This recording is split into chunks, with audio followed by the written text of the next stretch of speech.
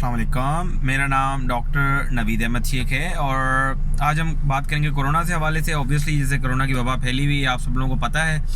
बहुत सारे लोगों को ये गलत फहमी है कि जो हमारे पास नंबर ऑफ़ केसेस हैं वो कम हैं और पूरी दुनिया में नंबर ऑफ़ केसेस ज़्यादा हैं।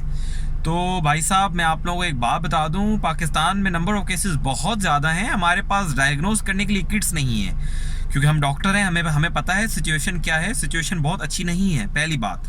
दूसरी बात ये, सिर्फ यहाँ पे डायग्नोसिस, यहाँ पे हम लोग उनका कर रहे हैं, उनको किट्स उनके लिए इस्तेमाल हो रही हैं जिनको सिम्टम्स डेवलप होते हैं। तो जो एसिम्प्टोमेटिक केसेस हैं, जिनको सिर्फ फ्लू सिम्टम्स हैं इस तरह के, उनको घर पे क्वारंटाइन होने का, आइसोलेट होने का कहा गया है। तो उन केसेस को तो इस शुमार में शामिल ही नहीं किया जा रहा। तो अगर आप इस तरह जनरली सबकी स्क्रीनिंग करना शुरू कर दें, जो एक सही अमल नहीं है, मैं इसको प्रमोट नहीं कर रहा, लेकिन मैं आपको बता रहा हूँ कि वो नंबर बहुत ज़्यादा होगा, पहली चीज़। अब हम दूसरी बात ये करते हैं कि फिर ये बात चल रही है कि हमारे जो कोरोना का मोर्टेलिटी रेट है वो 2% है और वो यंगर पॉपुलेशन को टारगेट नहीं करता। तो मैं इस पर बात करना चाहूँ कि देखें, वो जो मोर्टेलिटी रेट है, वो मोर्टेलिटी रेट सेट कहाँ से हुआ है? वो चाइना से सेट हुआ है। तो वो मोर्टेलिटी रेट 2 से 3 या 4% तब होगा जब आप चाइना जैसी केयर प्रोवाइड करेंगे और आपकी इकॉनमी चाइना जैसी होगी। अगर आप चाइना की तरह के इक़दाम उठाएंगे तो तब आप ये कह सकते हैं कि उसकी मोर्टेलिटी 2% है। तो ये कहना इंतहाई गलत होगा कि इसकी मोर्टेलिटी जो है 2 से 3% है। क्यों? क्योंकि ये वेरी भी कर सकती है according to the care and according to the आपके प्रिवेंटिव मेजर्स और या सेकेंडरी प्रिवेंटिव मेजर्स जो भी आप ले रहे हैं, पहली चीज़। अच्छा, अब दूसरी चीज़ हम ये बात करेंगे यंगर पॉपुलेशन। देखें, यंगर पॉपुलेशन बिल्कुल इसमें नो डाउट एक्सपोजर कम है, लेकिन ये आप ये नहीं कह सकते अगर आप यंग हैं तो आप कोरोना से 100% बच जाएंगे। बिल्कुल भी नहीं, हरगिज़ भी नहीं।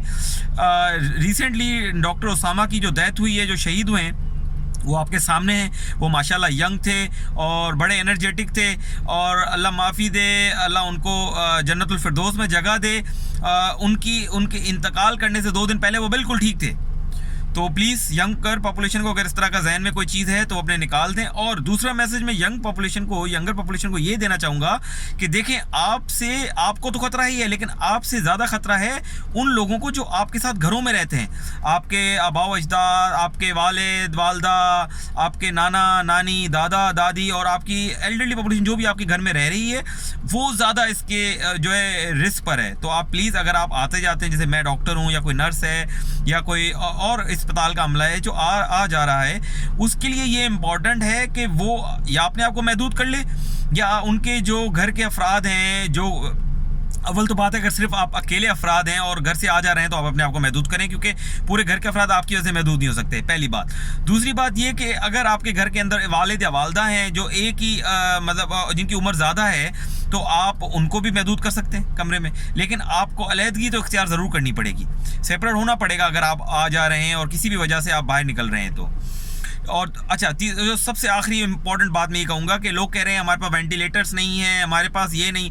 देखें, वेंटिलेटर्स तो आप मंगवाएं, आज आ जाएंगे, ठीक है ना। आपने किसी कंट्री से मंगवा लिए, आपने अपने पैसों से मंगवा लिए, आपने सारे वेंटिलेटर्स इकट्ठे कर लिए।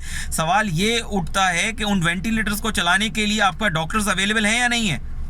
आप लोगों को पता है, हमारे पास डॉक्टर्स कम्युनिटी के अंदर चंद एक इस तरह के लोग हैं जो वेंटिलेटर्स को चला सकते हैं, जिसमें ज़्यादा कार्डियोलॉजिस्ट, जैसे दिल के अमराज के डॉक्टर जैसे मैं हो गया, या आपके फेफड़ों के जो डॉक्टर हो गए, या आपके जो इंटरनल मेडिसिन के जो डॉक्टर हैं, वो अगर उनकी भी अगर हाईली क्वालिफाइड हैं और उनकी क्वालिफाइड ट्रेनिंग है तो वही वेंटिलेटर को ऑपरेट कर सकते हैं। आप ऐसे सर्जन, बहुत सारे सर्जन हजरात भी हैं, या इसके अलावा आपके एनेस्थेटिस्ट हैं जो जिनका काम ये वेंटिलेशन के साथ ज़्यादातर होता है। तो कुछ एक हमारे पास इस तरह के डॉक्टर्स हैं डिसिप्लिन, जिनके डिसिप्लिन के अंदर उनको ये वैन चलाना सिखाया जाता है।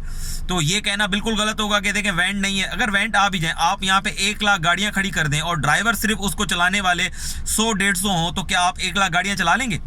नहीं चला सकते ना। तो इम्पॉर्टेंट ये भी है कि आपके पास अमला कितना है जो वैन चला सकता है। तो ये बातें कहना बिल्कुल गलत है कि दादू में वैन दे दें, उस जगह वैन दे दें, इधर इस जगह वैन आ गए। नहीं, वैन के साथ वैन को चलाने वाले डॉक्टर्स कितने मौजूद हैं, ये ज़्यादा इंपॉर्टेंट है, क्योंकि वो आपके पास डबल साइडेड स्वॉर्ड है। अगर आप उसको सही इस्तेमाल नहीं करें तो आप वैन पे इंसान को चढ़ा के मार देंगे। तो इस चीज़ पर भी तवज्जो दी जाए। और मैं आखिर में फिर आप सब लोगों से गुजारिश करूँगा कि प्लीज़ स्पेशली यंग पॉपुलेशन को कि अपने आप को दूर रखें एल्डरली पॉपुलेशन से, और आ जा रहे हैं तो प्लीज़ अपने आप को अलग रखें और कोशिश करें कि घर से बेफजूल अननेसेसरी ना निकलें। इस कौम का और अपने डॉक्टर्स हजरात का, अपनी फ़ौज का, अपनी पुलिस का, अपनी रेंजर्स का, अपने सियासतदानों का साथ दें और इस जंग को, इस वबाई जंग को लड़ने में हमारा साथ दें और इंशाअल्लाह ताला जीत पाकिस्तान की होगी। शुक्रिया। अल्लाह हाफ़िज़।